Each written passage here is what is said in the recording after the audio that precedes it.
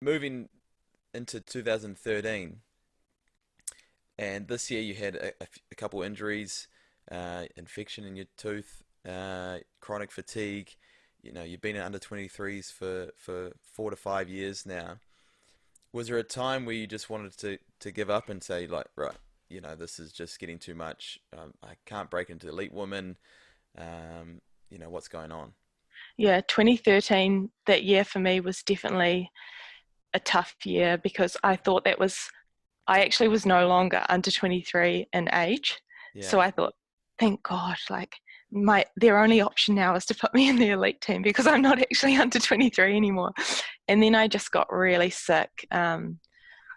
I was really tired. I had, yeah, infection in my wisdom teeth and I was sleeping like 6 hours a day. And I was honestly still trying to do the training and things were only getting worse and worse. And I remember they picked the team and I obviously wasn't in it. And I remember thinking, okay, well, if it can't happen for me now, maybe this is just not supposed to happen ever.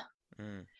And I really struggled because everyone was away on tour and I felt like I was left in Cambridge and I definitely was questioning whether I wanted to roll or not. And I remember that year probably crying on the phone to mum a lot, Mm. and sort of giving the whole like, it's not fair. And Yeah. I remember mum just always saying to me, well, don't do it. You can come home. If you want to quit, then just quit. Yeah. And I remember every time she gave me that option, I'd think, do I want to quit? No, I don't think I want to quit.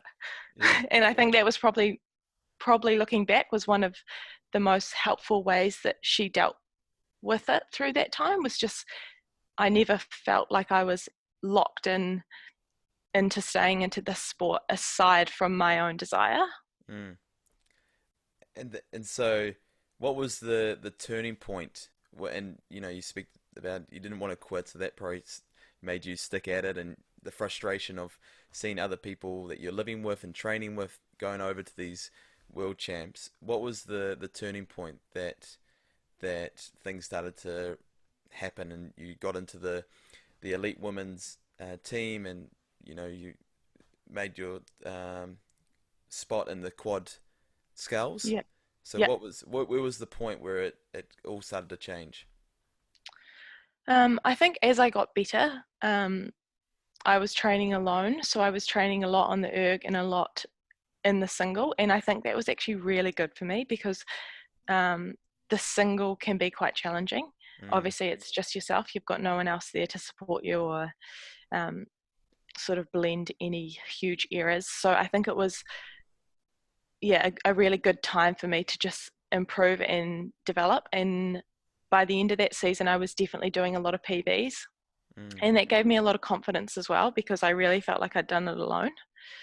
So, yeah, making that elite quad for the first time in 2014 felt really huge to me. And I felt a lot of relief, as in finally, thank goodness, like I was really excited to crack into it. And I loved those next 3 years mm, in that quad.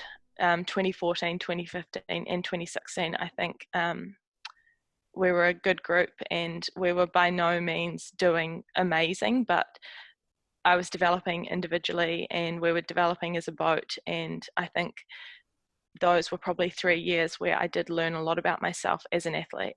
mm, mm.